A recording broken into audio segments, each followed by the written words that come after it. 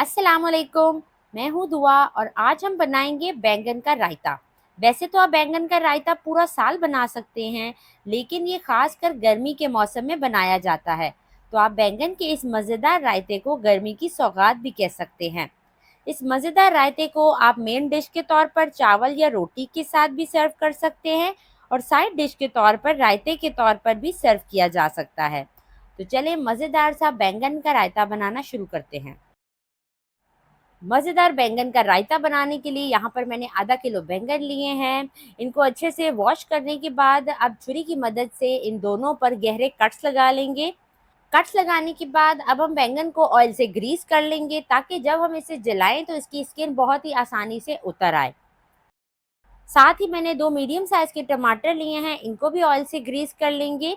और मैंने यहाँ पे आधी गड्डी लहसुन लिया है।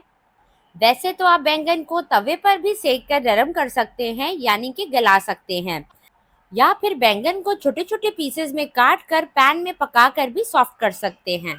लेकिन बैंगन के रायते का जो असल मज़ा है वो इसी तरह आग पर सेक कर गलाने से ही आता है। अब यहाँ पर मीडियम टू लो फ्लेम पर बैंगन, टमाटर और लहसुन को उलट पलट करके भून लेंगे।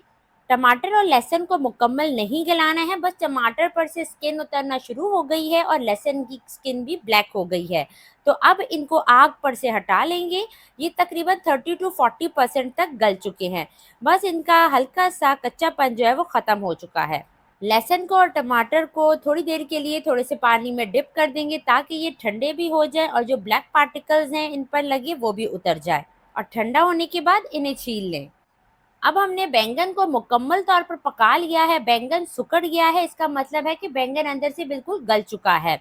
अब बैंगन को निकाल कर नॉर्मल पानी में रख दें ताकि ये थोड़ा सा ठंडा हो जाए और इसकी स्किन भी सॉफ्ट हो जाए। अब यहाँ पर हरा मसाला तैयार कर लेते हैं। थोड़ा सा हमने हरा धनिया लिया है, थोड़े से पत्ते लिए हैं पुदीने के, और इसमें आधा छोटे साइज़ का खीरा डाला है और एक छोटी साइज़ का प्याज डालकर 3 से 4 छोटी हरी मिर्चें डालकर आपने चॉपर में इसे चॉप कर लेना है। आप चाहें तो इसे छुरी की मदद से भी चॉप कर सकते हैं। तो यहाँ पर हमारा हरा मसाला जो है वो बिल्कुल तैयार है। बैंगन यहाँ पर ठंडा हो चुका है तो इसकी स्किन को अलग कर लें। बैंगन भी रायता बनाने के लिए बिल्कुल तैयार है। भुने हुए बैंगन, टमाटर और लहसुन जो है वो ठंडे हो चुके हैं, हमने इनकी स्किन उतार ली है। अब छुरी की मदद से इन तीनों चीज़ों को अच्छे से चॉप करके मैश कर लें। चाहें तो मैशर से भी मैश कर सकते हैं। अब इसको साइड में रख देते हैं।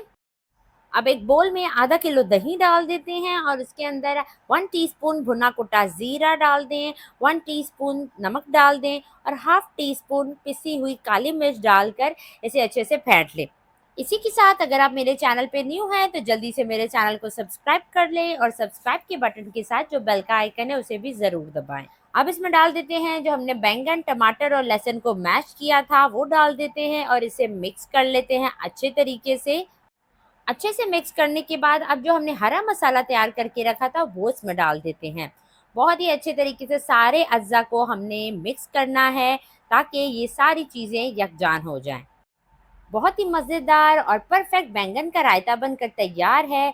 ज़बरदस्त सा चटपटा सा बैंगन का रायता आपके सामने है। आप इसे चपाती के साथ खाएं, इसके साथ किसी सालन की ज़रूरत नहीं है।